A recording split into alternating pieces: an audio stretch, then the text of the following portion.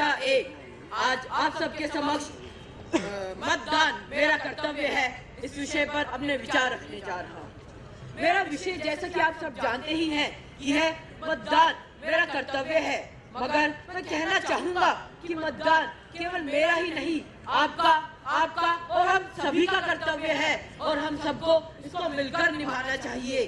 यदि हम किसी चीज को भी कर्तव्य का नाम देते हैं तो उसके साथ हमारी कई जिम्मेदारियां भी जुड़ जाती है। तो हमारी यह जिम्मेदारी है कि हम सोच समझ के अपने मत का दान करें, क्योंकि इसी मत को हमें अगले 5 साल झेलना है और अगले 5 साल इसी मत के बलबूते पर हमारी सरकार चलेगी और हमारा राष्ट्र आगे बढ़ेगा। मतदान आज हर किसी की जरूरत है। आज कई उच्च वर्ग के लोग मतदान की छुट्टी को समझते हैं कि उनकी सरकारी छुट्टी है और उसे मनोरंजन के लिए इस्तेमाल करते हैं, जबकि वह भूल जाते हैं कि यह छुट्टी, यह अवकाश उनको उनके कर्तव्य का पालन करने के लिए दी गई है, जिसका उन्हें निर्वाचन करना है और अपना मतदान सही नेता को देना है, जिससे कि आगे आने वाला हमारा राष्ट्र, आगे आने वाला हमारा भविष्य सुदृढ़ एवं सजग बने। आज जरूरत है तो मतदान के इस कर्तव्य को हर व्यक्ति तक पहुंचाने की। बहुत लोग इस कर्तव्य को भूल चुके हैं। आज सभी लोग यह सोचते हैं यदि मैंने मत नहीं दिया तो क्या हुआ। यदि इस देश का हर एक वासी ऐसे ही सोचे कि अगर मैंने मत नहीं दिया तो क्या हुआ, तो सोचिए इस देश की 150 करोड़ की संख्या में से कोई भी मत देने नहीं जाएगा और फिर इन चुनावों का महत्व ही क्या रह जाएगा। इसलिए आज इस मत के कर्तव्य को समझते हुए आज हम प्रण लेते हैं कि हम सब मतदान अवश्य करेंगे और सही करेंगे। धन्यवाद। बारी ऋतु में आती, अपनी छटा यहाँ दिखलाती, फल फूलों से भरे बगीचे, चिड़िया मीठे गीत सुनाती। देश मेरा ये कितना न्यारा, कितना सुंदर, कितना प्यारा। नमस्कार। आज का मेरा विषय लोकतंत्र का महत्व। जी हाँ, विश्व भर में एक बड़ी मिसाल के रूप में खड़ा भारत आज सबसे सबल और सबसे बलिष्ठ लोकतांत्रिक देश है, और ऐसे में लोकतंत्र का महत्व और भी ज्यादा बढ़ता चले जाता है। यदि हमारे शरीर में मस्तिष्क ना हो, क्या हम सही तरीके से कार्य कर पाएंगे? जी नहीं। और इसी तरीके से इतने विशाल भारत को चलाने के लिए जिस मस्तिष्क की आवश्यकता हम सबको पड़ती है वह है लोकतंत्र। Doctor B.R. अम्बेडकर का हम सब धन्यवाद करते हैं, जिनकी वजह से हमें लोकतंत्र मिला। मित्रों, बड़ी से बड़ी परेशानी और छोटी से छोटी हल बड़ी आसानी से लोकतंत्र की सहायता से निकाली जा सकती है। कोई भी परेशानी हो, चाहे वो भ्रष्टाचार हो या कुछ भी, लोकतंत्र हमारी सहायता करता है ताकि हम उस परेशानी का हल निकाल सकें। एक मानव के अधिकार और एक मानव के दूसरे अधिकार किसी भी मानव के साथ मिले ना और कोई भी उनका उल्लंघन ना करे, इस चीज को भी लोकतंत्र ही देखता है। मित्रों, लोकतंत्र की सहायता से हमने ना जाने कितनी ही चीजों की सहायता से ना जाने कितनी चीजों को सुलझा दिया है। भ्रष्टाचार के ऊपर कुछ पंक्तियां इस प्रकार हैं। जनगण मन ये पूछ रहा है दिल्ली की दीवारों से, कब तक हम गोली खाएं कानूनी पहरेदारों से। सिंहासन खुद ही शामिल है अब तो गुंडागर्दी में, संविधान के हत्यारे हैं अब सरकारी वर्दी में। मित्रों, भ्रष्टाचार जैसी बड़ी बीमारी का समाधान भी लोकतंत्र की सहायता से बड़ी आसानी से किया निकाला जा सकता है। यदि हम अपने मत का दान सही व्यक्ति को देंगे तो उसका समाधान भी सही होगा। नैतिक मूल्यों का समावेश विद्यालय स्तर पर ही कर देना चाहिए ताकि भविष्य में हमें ऐसी कोई भी परेशानी का सामना ना करना पड़े। अंततः केवल यही कहना चाहूंगा कि लोकतंत्र आज की मांग है। लोकतंत्र 21वीं सदी के भारत की प्रगति का एकमात्र कारण है। यदि हम और ज्यादा प्रगति करना चाहते हैं तो अपने लोकतंत्र को और अपने कर्तव्यों का पालन हमें स्वयं सीखना पड़ेगा। धन्यवाद। निर्णायक मंडल, अध्यापकगण व मेरे प्रिय सहपाठी, मेरा विषय है यदि मुझे 18 वर्ष से पूर्व मत देने की अनुमति मिल जाए। सबसे पहले तो मैं यह बताना चाहूंगी कि लोकतंत्र होता क्या है। लोकतंत्र यानी लोगों का तंत्र। हम सभी सोचते हैं कि मत देने की क्या जरूरत है। जैसे चिड़िया एक एक दाना करके घोंसला बनाती है, वैसे हमारा एक एक मत इस देश को बनाता है। यदि मुझे मत देने की अनुमति मिल जाएगी तो मैं पूरे दिन में कम से कम 5 मिनट ये सोचने में लगाऊंगी कि हमारी सरकार क्या कर रही है। हमने जो सोचा था, हमने जिस वजह से उसे बनाया था, क्या वे पूरे अपने कर्तव्य पूरे कर रही है? हर रोज जैसे मैं अगर सोचूंगी तो मैं ये निर्णय लूंगी कि मुझे अगली बार किस नेता को देना है, क्योंकि हमारे मत से ही हमारे देश की प्रगति हो रही है। अगर हमारे देश की प्रगति नहीं हो रही तो हमें सरकार को गलत नहीं ठहराना चाहिए, हमें सबसे पहले अपने मत को देखना चाहिए। अगर मुझे 18 वर्ष से पूर्व मत देने की अनुमति मिल जाएगी तो मैं विवेकानुसार सही व सक्षम नेता को ही मत दूं। धन्यवाद। मेरा सादर नमन। आज मेरा विषय है जनता की, जनता के द्वारा, जनता के लिए। जी हाँ, यही है लोकतंत्र की परिभाषा और यही सपना था हमारे संविधान निर्माताओं का, और इस सपने में उनका एक विश्वास था। मैं खुशी के साथ कह सकता हूँ कि उनका सपना सच हुआ, लेकिन उनका विश्वास लोकतंत्र की भांति मात्र एक मजाक बनकर रह गया है। अरे किससे पूछूं मैं लोकतंत्र की बंदगी? यहाँ सभी कुर्सियों पर बैठे हैं जो कहते हैं देश में जनता का तंत्र है, वही लोकतंत्र का ठेका लिए बैठे हैं। आम आदमी रोटी के लिए तरस रहा है, गरीब आदमी सड़कों पर ठंड से ठिठुर रहा है, और हमारे देश का अन्नदाता आज आत्महत्या कर रहा है। क्या यही है जनता का इंसाफ? क्या यही है हमारा राज? आए इंसानों की बस्ती में अब इंसान कहाँ दिखते हैं? इस कदर बाजारू हो गए हमारे वोट, चंद पैसों की खातिर माटी के मोल बिकते हैं। और मेरी इस बात का सर्वोत्तम उदाहरण है हाल ही में हुए बिहार चुनाव। अरे जिसे चौकीदार की नौकरी भी ना मिले उसे हम ऐसा राज्य सौंप रहे हैं जहां पर मैक्सिमम IAS ऑफिसर बनते हैं। अंत में आप सभी को मैं केवल यही राय देना चाहूंगा, बल्कि एक सीख देना चाहूंगा कि जिंदगी जीने के दो ही तरीके होते हैं। एक, या तो जो हो रहा है उसे होने दो, और दूसरा, जिम्मेदारी लो उसे बदलने की। और हमारा मताधिकार, हमारी जिम्मेदारी है हमारे अधिकारों को बचाने की, हमारे देश को बदलने की। अंत में इतना ही कहना चाहूंगा, जंतर मंदिर पर आंदोलन से, धरने से कुछ नहीं होगा। सरकार आपके नाखूनों पर टिकी है, आपके फैसले पर टिकी है।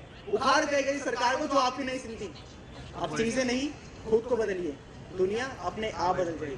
धन्यवाद। बढ़ती जा रही है, एक तरफ महंगाई बढ़ती जा रही है, एक तरफ घोटालों की वर्षा हो रही है, एक तरफ तो वक्त की रोटी के लिए तरस रहे हैं, एक तरफ तो वक्त की रोटी के लिए तरस रहे हैं, एक तरफ लिफाफों में आज भी वोट बिक रहे हैं। नमस्कार आदरणीय निर्णायकगण, शिक्षकगण एवं मेरे प्रिय साथियों, आज मैं आप सभी के सामने मतदाता महोत्सव के विषय में अपने विचार प्रकट करना चाहूंगी। मेरा शीर्षक है मतदान मेरा कर्तव्य। जी हाँ, मतदान मेरा कर्तव्य है। परंतु कभी आप लोगों ने सोचा है कि हम में से कितने लोग इस कर्तव्य का पालन करते हैं? आज के समय में आपको हर कोई सरकार को कोसते हुए मिल जाएगा, परंतु जब समय आता है सही को चुनने का, अच्छे नेताओं व राजनेताओं को चुनने का, तो हम सब किसी डरबे में घुल जाते हैं। आखिर क्यों? क्या आपको लगता है कि आधी आबादी के वोटों से चुनी गई अधपति सरकारें पूरे देश के बारे में सोच सकती है? नहीं। तो फिर क्यों हम अपने कर्तव्यों का पालन नहीं करते? क्यों हम अपने अधिकारों का प्रयोग नहीं करते? गांवों में तो लोग फिर भी वोट डालने के लिए चले जाते हैं, परंतु जब समय आता है समाज के तथाकथित पढ़े लिखे लोगों का, तो वो किसी मॉल में बैठे फिल्म का लुत्फ उठा रहे होते हैं।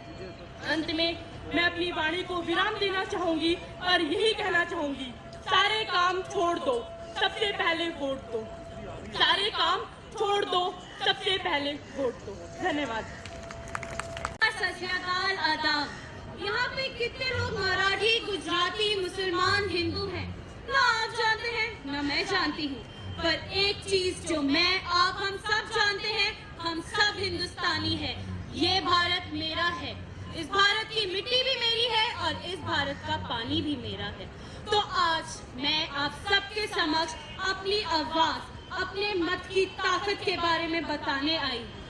कितने सालों पहले हमारे सारे स्वतंत्रता सेनानियों ने एक सपना देखा था हमारे भारत को आजाद करने का। स्वतंत्रता के बाद हम जैसी कितनी महिलाओं ने अपनी लड़ाई लड़ी ताकि वो अपना मत दे सके। पर क्यों ऐसा हुआ? कितने लोगों ने अपनी जानें गंवाई, परिवार खो दिए, लेकिन मत का हक लिया। अगर जान जाए तो जाए, लेकिन मेरा ईमान ना जाए। अगर हमारी आवाज धीमी है तो हमारे अलावा कोई नहीं सुन सकता। आवाज तेज कैसे होगी? जैसे बूंद बूंद से एक घड़ा भरता है, वैसे एक एक मत से राजनीति बनती है। यदि ये देश मेरा है तो इसे बनाने वाला भी मैं हूँ और इसे मिटाने वाला भी मैं हूँ। अगर एक मत मैं नहीं दे सकता तो मुझे कोई अधिकार नहीं किसी नेता पे उंगली उठाने का, चाहे आम आदमी हो चाहे भाजपा हो, सभी को मैंने ही तो बनाया है। क्या है वो बड़ा आदमी जो हम जैसे छोटे लोगों के बिना बड़ा बन जाए? अगर मैं आज अपनी आवाज उठा दूं तो ये सारा जहां हिल जाए। एक मत की ताकत को समझो, अपने कर्तव्य को समझो। जिस दिन हम ये मत की ताकत अपनी आवाज उठा देंगे, उस दिन हमारी सोने की चिड़िया हमारे पास लौट आएगी। धन्यवाद। नमस्कार आदरणीय उपस्थित अतिथिगण, सम्मानीय अध्यापकगण एवं मेरे प्यारे मित्रों, मेरा विषय है मतदान में बाहुबल का प्रभाव। अधिकार नहीं जिम्मेदारी है, अधिकार नहीं जिम्मेदारी है। विश्वास से मिली हुई और बहुत सारी इच्छाओं से मिली हुई एक जिम्मेदारी। तो आप सब जानते हैं कि मतदान एक बहुत बड़ी जिम्मेदारी है। तो क्या आप सबको ऐसा लगता है कि किसी भी बाहुबली के प्रभाव से, किसी भी शक्तिशाली नेता के प्रभाव से आपके मतदान में कोई फर्क पड़ जाएगा? कैसे? कोई आपको ये बोल सकता है कि हाँ, आप उसी को वोट दें या आप उसी को वोट दें, लेकिन वोट देते समय कोई आपकी उंगली पकड़कर तो ये नहीं कहेगा कि आप इसी पर बटन दबाएं। तो आप किसी भी बाहुबली के अंदर आए बिना, किसी भी बाहुबली के प्रभाव में आए बिना एक सही नेता चुन सकते हैं, एक सही देश को चलाने वाले को चुन सकते हैं। क्योंकि अगर हमारा देश, यहाँ का संविधान, यहाँ की सरकार गलत हाथों में पड़ गई तो आप सब जानते हैं कि ना मुझ जैसी कोई लड़की सही तरीके से सड़कों पर घूम पाएगी, ना आप सब बैठकर यहाँ इस तरह से मेरी आवाज सुन पाएंगे, हम सबकी बात सुन पाएंगे। तो जागो, जागो कर्णधार जागो, देश में मिला हुआ जो अधिकार है उसके लिए जागो और अपने देश को आगे ले जाओ। किसी बाहुबली के प्रभाव में आकर नहीं, अपने देश को एक सही दिशा देने के लिए, एक सही ऊंचाई पर पहुंचाने के लिए जागो। धन्यवाद।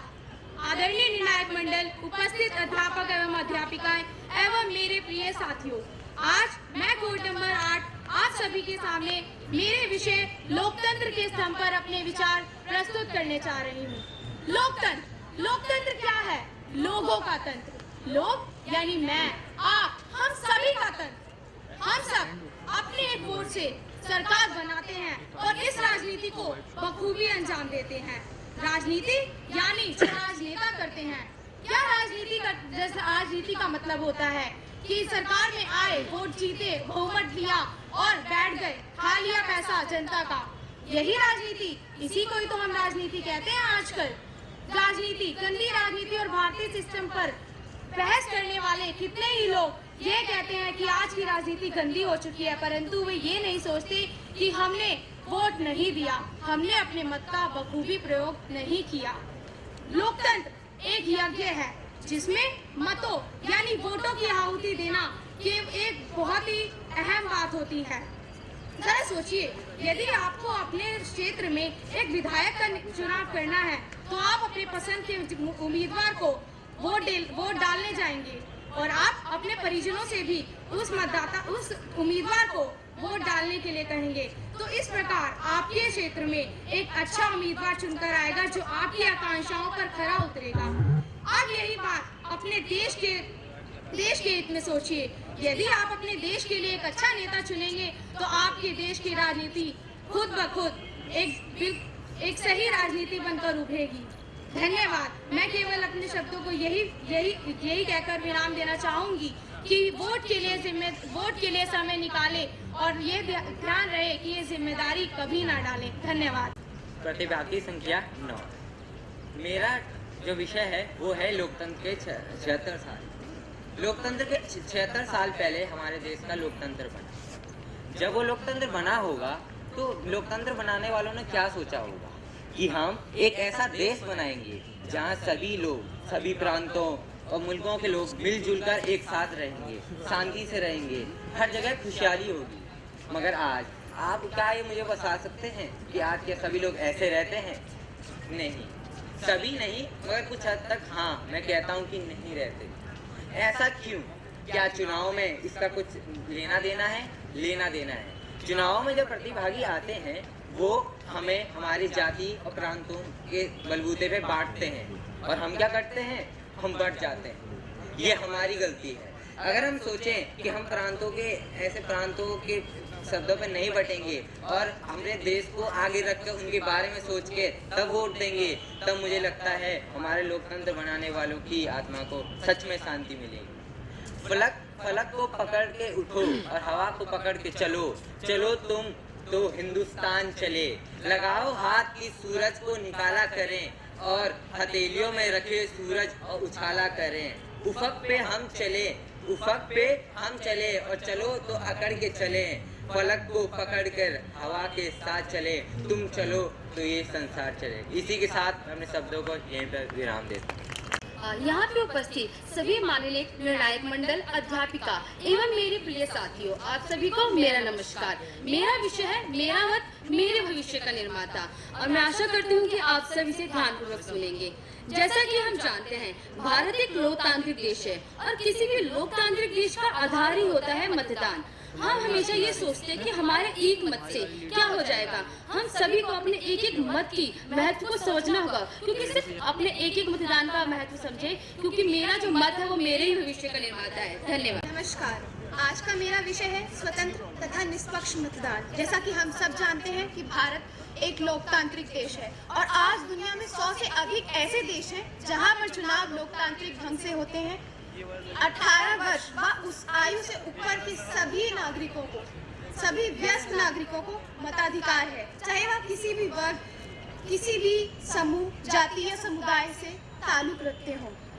हम सभी, जैसा कि इस हाथ की उंगलियों के आकार अलग अलग हैं, अलग अलग वर्ग से हो सकते हैं, पर हिस्सा हम इसी हाथ का है। देश की प्रगति में, राष्ट्रीय आय में हम सबका योगदान है। सबको मतदान का अधिकार है और हमें अपने इस हक को मांगना चाहिए, जानना चाहिए। हम सभी का देश की प्रगति में योगदान है। हम में से ही कोई उठकर जाकर हमारे हितों को आगे ले जाता है। हम जो चाहते हैं उसके लिए कार्य करता है। तो हम स्वयं, चाहे स्वार्थी बनकर या चाहे राष्ट्रीयता की भावना से, मतदान अवश्य करें। क्योंकि एक उदाहरण ले लेते हैं, हम सब एक परिवार हैं। परिवार में 10 नागरिकों के लिए आहार बन रहा है। उसमें से सिर्फ 6 नागरिक अपनी राय देते हैं कि मुझे ये आहार चाहिए, मुझे ये खाना है, और 4 नहीं देते। तो उन 6 के लिए जो आहार तैयार होगा, उन 4 को भी वही खाना होगा।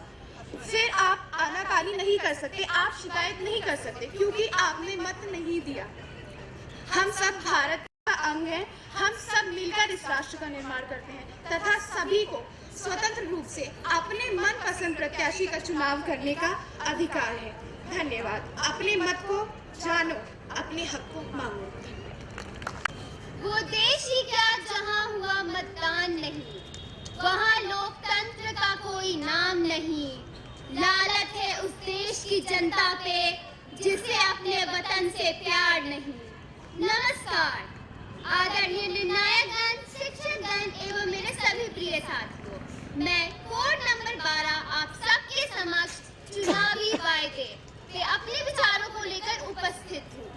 न जाने कितने नेता आए, कितने नेता गए, चाहे भाजपा हो, आम आदमी पार्टी हो और न जाने कितने और नेता, लेकिन क्या अखबारों में रंगदारी, घोटाले, दुष्कर्म की खबरें कम हो गई?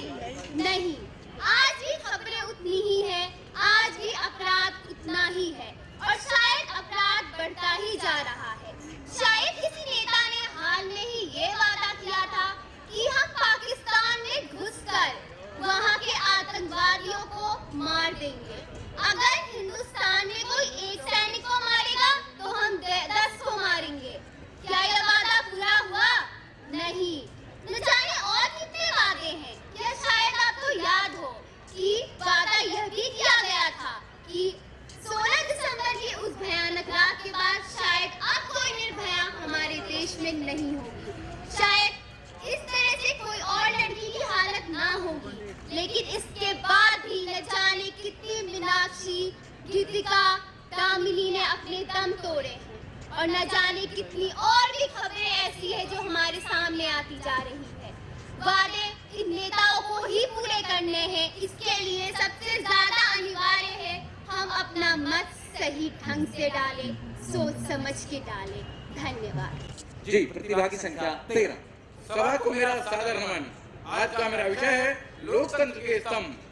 सियासत इस कदर आवाम पर एहसान करती है कि आंखें छीन लेती है तो चश्मा दान करती है।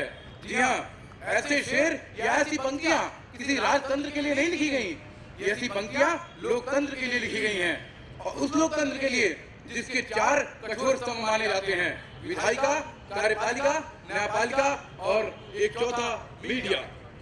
पर आवश्यकता इस बात की है कि हम देखें कि क्या ये चारों स्तंभ अपने पद पर हैं, कहीं पद भ्रष्ट तो नहीं है। जी हाँ, विधायिका जिसे जनता चुनकर भेजती है और ये आशा रखती है कि हमारे लिए हमारे मसरफ के कानून बनाए, किंतु जब ये देखते हैं कि कभी मानसून सत्र भंग हो रहा है, कभी शीतकालीन सत्र भंग हो रहा है, तो जनता की आशाओं पर क्या कुठाराघात होता है, इसका अनुमान जनता के अतिरिक्त और कोई नहीं कर सकता। कार्यपालिका नौकरशाही के प्रभुत्व से यह अंदाजा लग सकता है कि कार्यपालिका किस हद तक अपने पद का निर्वहन कर रही है, और न्यायपालिका में कुछ हद तक निष्पक्षता रही भी है तो मीडिया रही सही कसर पूरी कर देता है। मीडिया वही मीडिया है जो आज पूंजीवादी युग में खुद भी बिकने से बाज नहीं आया है। इसलिए हमें आवश्यक है कि स्तंभ शब्द की गरिमा को समझें और इस स्तंभ को पूरी तरह सशक्त बनाएं ताकि लोकतंत्र एक भीड़ तंत्र में परिवर्तित न हो सके। सिर्फ हंगामा खड़ा करना मेरा मकसद नहीं, मेरी कोशिश है कि ये सूरत बदलनी चाहिए। धन्यवाद। एक एक को मिलाकर हम बनता है, 125 करोड़ का देश फैलता है, वसुधैव कुटुंबकम का भाव खिलता है। देश के ठेकेदारों, तुम इनका ख्याल रखना, ये आज की 21वीं सदी की हमारी जागरूक जनता है। आदरणीय निर्णायक मंडल, उपस्थित अध्यापकगण एवं साथियों, आज इस मतदाता महोत्सव के अंतर्गत आयोजित कराए जा रहे हिंदी आशु भाषण प्रतियोगिता में मैं जिस विषय पर अपने विचार प्रस्तुत करने जा रहा हूँ वह है मतदान के लिए आयु सीमा घटाना या कम करना।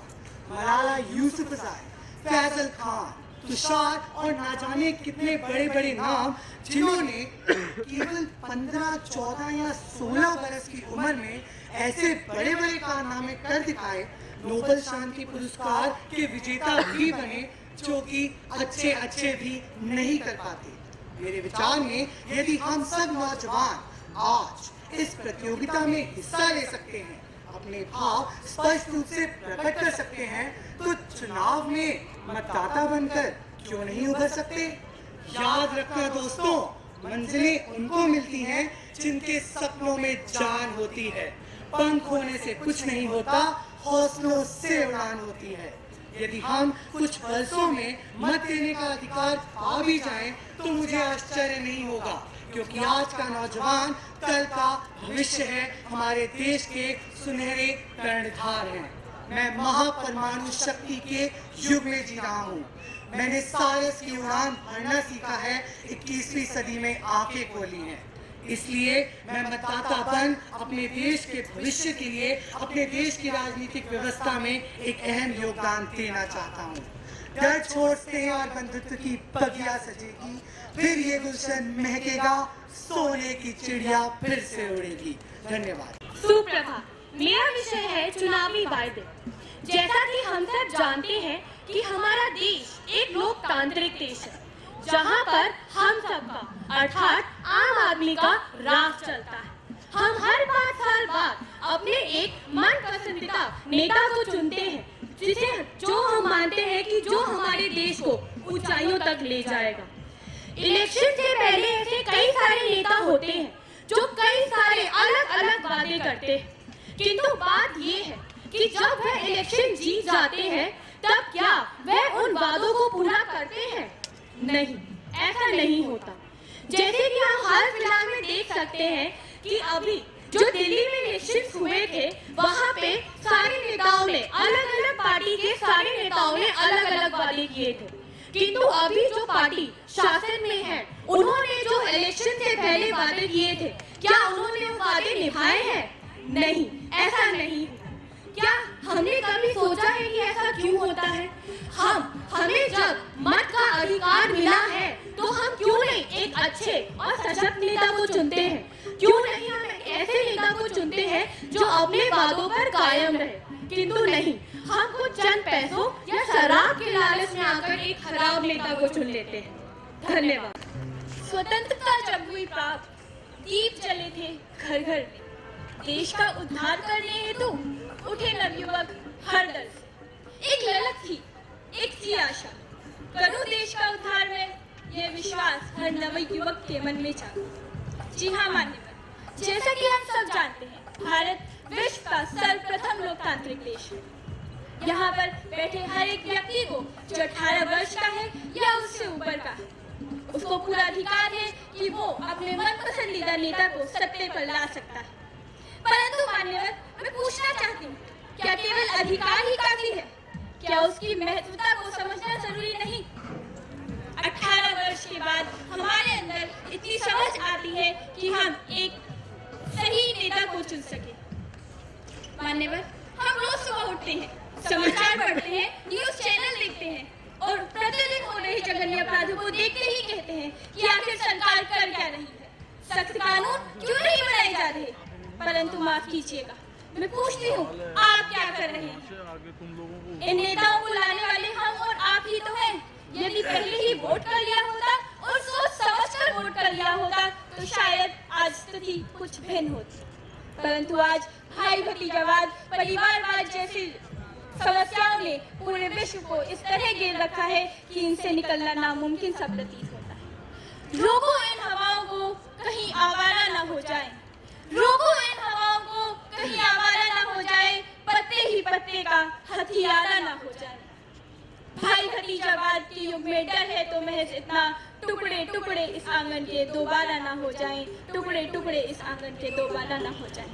मान्यवर, हम सबका कर्तव्य है कि हम लोक शक्ति को जागृत करें, ताकि हम सब सामने आकर भ्रष्ट नेताओं को नकार सके और एक स्वच्छ लोकतंत्र के लिए संघर्ष करें।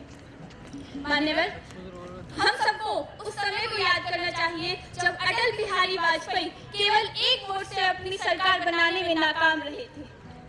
तो सोचिए क्या होगा उन तकिया कलामों का कि आखिर मेरे सिर्फ एक वोट से क्या होगा, क्या परिवर्तन आएगा। तो हम सबको परिवार को आगे आना होगा और वोट करना होगा। धन्यवाद। ये संयुक्त प्रयास आप सबके बीच, और अब मैं अपने प्रतिभागी जो अगले हैं उनसे अनुरोध करूंगा कि वो अपने विचारों से हम सबको अवगत करें। 1 रुपया कभी 1 लाख नहीं होता, पर मेरे दोस्तों 1 लाख से 1 रुपया निकाल दो तो लाख भी लाख नहीं होता। नमस्कार महोदय, आज मेरा विषय काफी विचित्र है। आप सभी ने मेरे दोस्तों को सुना होगा कहते हुए कि मत का हमारा क्या महत्व है। मत का नहीं, ये हमारे हक का महत्व है। आज मैं आप सभी को बताना चाहती हूँ नोटा के बारे में, यानी none of the above. NOTA का क्या अर्थ है? हम सब जानते हैं वोट देना है, हम सब जानते हैं हमें मत रखना है, सब समझा रही हैं इसे मत दे दीजिए या उसे मत दे दीजिए। परंतु सरकार ने आपके आगे एक और रास्ता रखा हुआ है जिसे हम कहते हैं NOTA, none of the above, जिसका अर्थ है कि अगर आपको ऊपरी किसी भी पार्टी में दिलचस्पी ना हो तो आप वह बटन दबा दीजिए। क्या ये अनुभव कुछ अलग नहीं है? मत तो सभी देते हैं, पर इससे हमारी विचारधारा भी तो प्रतीत होगी कि क्या ऐसी आज तक एक भी पार्टी नहीं मिल पाएगी हमें जिसे हम कह सकें कि हाँ, हम इसे अपना नेता चुनना चाहते हैं। नहीं, हम आज भी एक ऐसे भारत में जी रहे हैं जिसमें लोगों को अभी भी संदेह है नेता पर कि क्या वो हमारी देखरेख कर पाएंगे हमें। बच्चा पैदा होता है घर में, जब भी लोग खुशियां मनाते हैं, बड़े होते होते डॉक्टर इंजीनियर बन जाते हैं। हम सबके ख्वाबों में शिक्षक, डॉक्टर, इंजीनियर सबके ख्वाब देखे जाते हैं। क्यों कोई नहीं कहता मेरा बेटा आज नेता बनेगा? यही है अर्थ कि क्या एक सही नेता हमें नहीं मिल पाता जो आज हम इस बटन को दबा सकते हैं no doubt, none of the above. अंत में मैं यही कहना चाहूंगी, सरकार हमें बहुत कुछ देती है, परंतु आखिरकार जनता ही तो सरकार होती है। धन्यवाद।